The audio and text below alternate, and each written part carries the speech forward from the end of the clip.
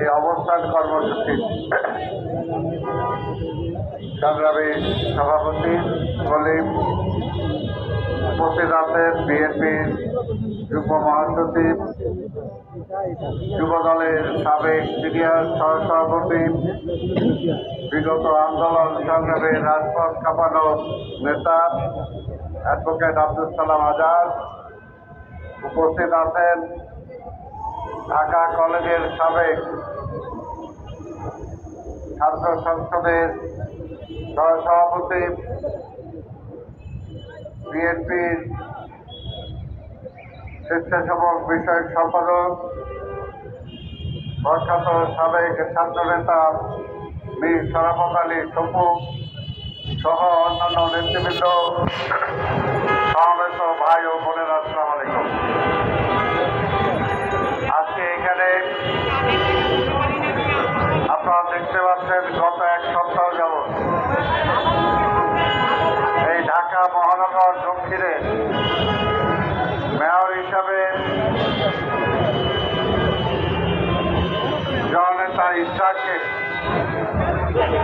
আদালত কর্তৃক ঘোষিত হওয়ার পরে নির্বাচন কমিশন সরকারি গ্যাজেট প্রকাশ করার পরেও শুধুমাত্র তাদের দলীয় চিন্তায় আজকে ইসরাক হোসেনের শপথ গ্রহণ করিয়ে তাকে মেয়রের দায়িত্ব দেওয়া হচ্ছে না। আমরা যে আইনের শাসনের জন্য লড়াই করলাম দীর্ঘ 17 বছর, এবং তারপরে আজকের এই সরকারকে ক্ষমতায় বসানো হলো যে তারা গণতন্ত্র ফিরিয়ে দেবে, আইনের শাসন প্রতিষ্ঠা করবে। কিন্তু যে জায়গায় কোর্টের নির্দেশ পালন করা হয় না, নির্বাচন কমিশনের গ্যাজেটকে তারা মানে না, এবং আজকে আবার আমরা দেখতে পেলাম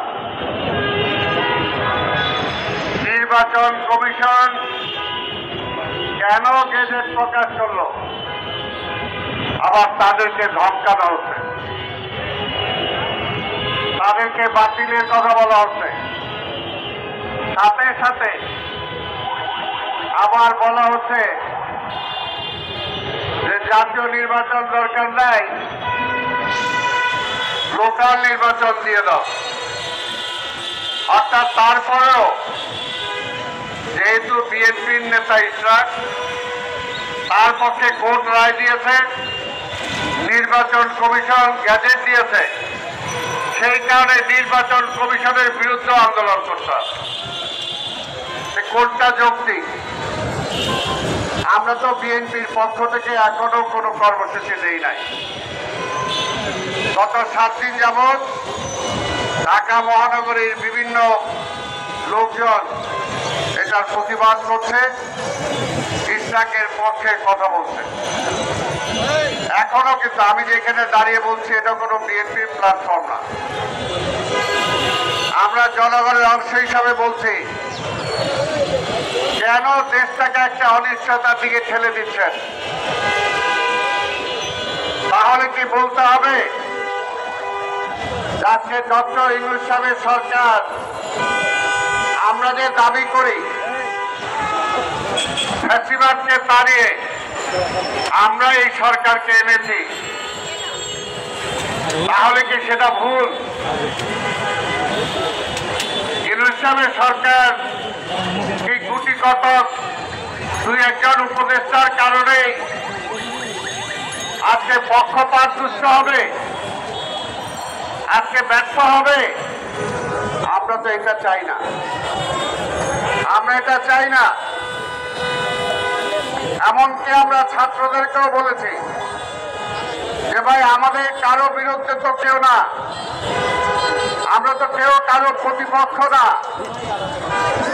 কোর্ট রায় দিছে, নির্বাচন কমিশন গ্যাজেট প্রকাশ করছে, এখন যদি ইসরাক মেয়রের চেয়ারে বসে, কার মাথায় বাড়ি পড়বে?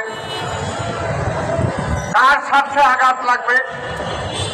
আজকে এটা তো পরিষ্কার হওয়া দরকার। কার স্বার্থ, কার স্বার্থ জড়িত আছে এখানে? আমরা তো মনে করি উপদেষ্টা যারা আছেন